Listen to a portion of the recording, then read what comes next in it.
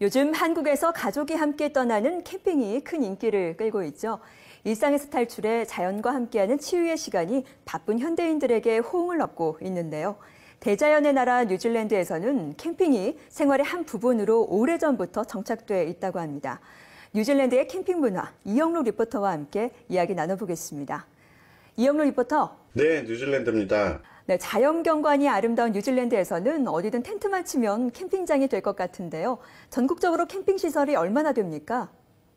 네, 뉴질랜드는 국토의 30%가 개발되지 않은 자연의 모습 그대로 남아 있습니다.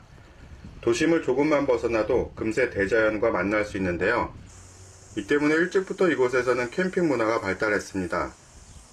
현재 뉴질랜드 정부에서 운영하는 캠핑장은 약 200여 군데입니다.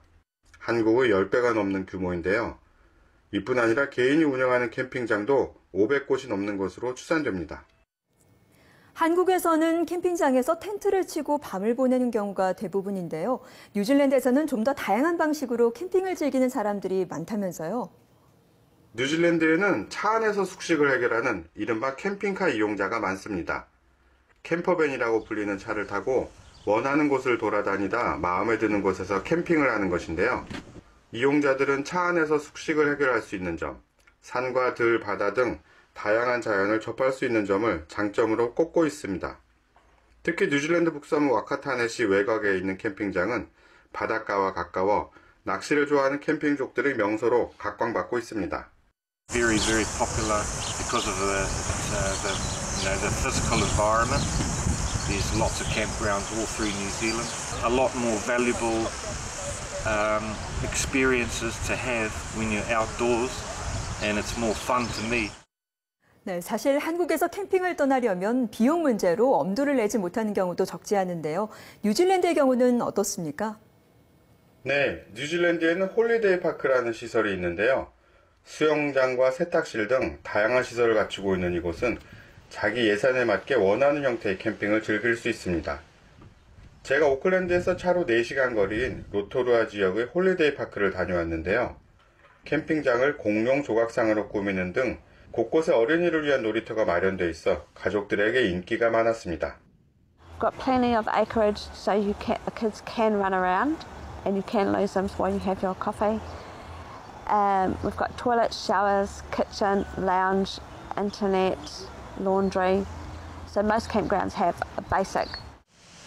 홀리데이 파크는 시설이 다양하다 보니 요금도 천차만별인데요.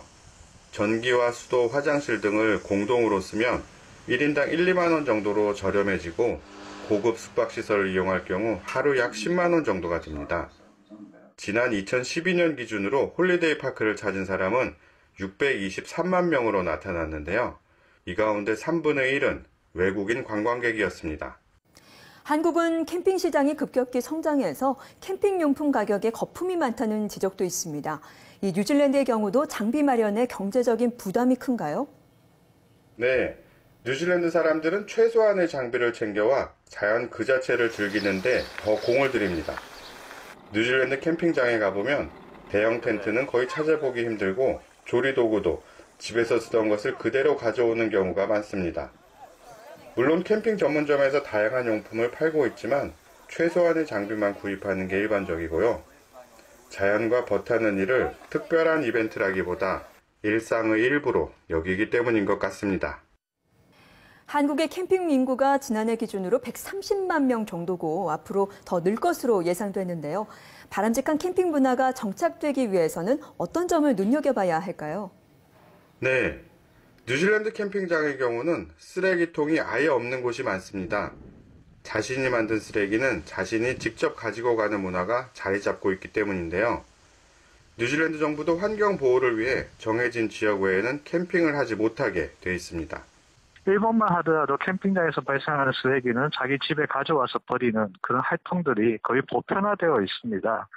그래서 저희도 이런 자연환경을 보존하고 또 쓰레기를 버리지 않는 공정 캠핑이 필요하다고 보입니다. 오래도록 자연을 즐기기 위해서는 자연을 소중히 하는 시민의식이 정착되는 것이 가장 중요할 것 같고요. 값비싼 장비를 과시하듯 사는 것보다 마음을 열고 자연과 하나 되는 경험, 그 자체를 즐기려는 자세가 필요할 것 같습니다. 한국에서 캠핑의 역사는 그리 오래되지 않았는데요. 자연이 주는 치유의 힘으로 좀 더 건강한 사회를 만들 수 있도록 바람직한 캠핑 문화가 정착됐으면 좋겠습니다.